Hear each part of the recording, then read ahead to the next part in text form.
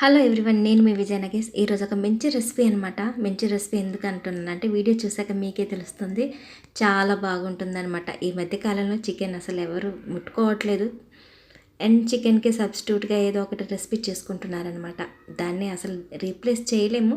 But ఇలా ఒక్కోసారి మనకు నచ్చినట్టుగా కూడా ట్రై చేస్తూ ఉంటే ఆ టేస్ట్, ఆ ఫ్లేవర్స్ అనేవి కూడా మనకి తెలుస్తూ ఉంటాయి అన్నమాట. ఈజీ మెథడ్లో బిగినర్స్ కూడా చేసుకునే విధంగా ప్రాన్స్ బిర్యానీ ఎలా చేసుకోవాలి ఈ వీడియోలో చూసేద్దాము. ఇక్కడైతే నేను 1/2 కిలో ప్రాన్స్ తీసుకున్నాను అనమాట. అవి అన్నీ క్లీన్ చేసిస్తే ఒక 400 గ్రామ్స్, ఒక 350 గ్రామ్స్ లాగా అయ్యాయి. వీటినైతే ఒక 2-3 స్పూన్ల వరకు ఆయిల్ యాడ్ చేసుకొని ఫస్ట్ ఫ్రై చేసుకుంటున్నాను అనమాట. వీటిని ముందుగానే మనం బాగా సాల్ట్ అండ్ అలాగే నిమ్మరసం, పసుపు యాడ్ చేసేసి వాష్ చేసుకోవాలన్నమాట.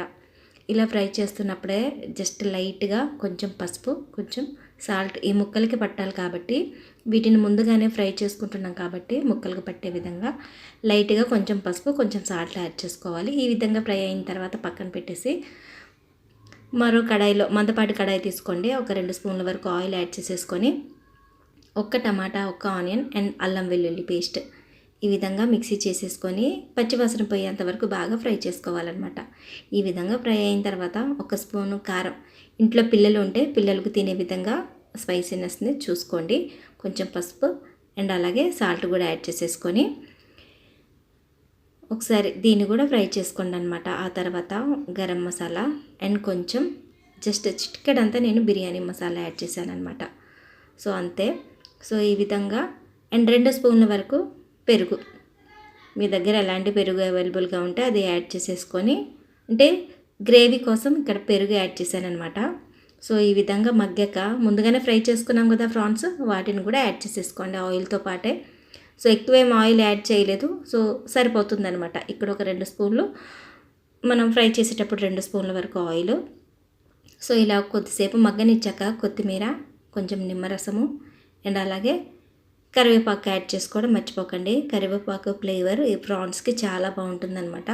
కొన్ని ఫ్రైడ్ ఆనియన్స్ కూడా యాడ్ చేసేసుకొని సో ఇది ఇలా మగ్గిపోతుంది. మూత పెట్టేసి ఒక 2 నిమిషాల పాటు మగ్గనిచ్చేస్తే మనకి గ్రేవీ అనేది రెడీ అయిపోతుంది అనమాట. దీన్ని తీసి పక్కన పెట్టేసుకోండి. బగారా రైస్ కోసం అయితే ఇక్కడ ఒక గిన్నెలో వాటర్ యాడ్ చేసుకొని హోల్ గరం మసాలా యాడ్ చేసుకోండి, సాల్ట్ కూడా యాడ్ చేసేసుకోండి. ఇక్కడ నేను 1/2 కిలో ప్రాన్స్ తీసుకున్నాను కాబట్టి ఒక 400 గ్రాముల వరకు రైస్ తీసుకున్నాను. ఇలా ఎసరు వచ్చేసాక ఇది బాస్మతి రైస్ తీసుకున్నాను. ఒక 1/2 అవర్ 1 అవర్ ముందే నేను తడిపి పెట్టుకున్నాం అనమాట. సో ఎప్పుడైనా ఇలా మనం బగారా కానీ పులావ్ కానీ చేసుకోవాలనుకుంటే రైస్ బాగా మనం ముందుగానే తడిపి పెట్టుకుంటేనే అది సాఫ్ట్ అనేది ఉంటుందన్నమాట. సో ఈ విధంగా 70% కాదు 80% వరకు కుక్ చేసుకోవాలి. సో 80% వరకు ఇలాగా మనకి టచ్ చేస్తే మనకి రైస్ ఉడికిందా లేదా అనేది తెలుస్తుంది. ఒక 80% వరకు కుక్ అయిపోయాక ఈ రైస్ అంతా తీసేసి మనం ముందుగానే గ్రేవీ చేసుకున్నాం కదా ప్రాన్స్ది, సో దాంట్లో మొత్తం ఈవెన్గా రైస్ మొత్తాన్ని యాడ్ చేసేసుకోండి. సో కుక్ చేసుకున్న రైస్ మొత్తాన్ని ఇలాగా మనం దమ్ పెట్టుకుంటున్నాం అనమాట.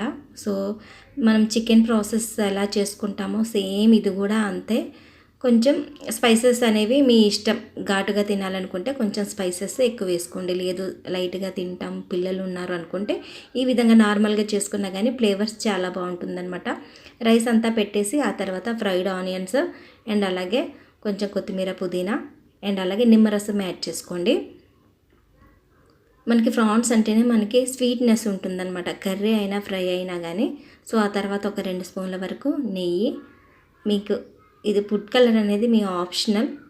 సో ఈ విధంగా కొంచెం ఫుడ్ కలర్ కూడా యాడ్ చేసేసుకొని మూత పెట్టేసి పైనుంచి ఏదన్నా బరువుది యాడ్ చేసేసుకోండి.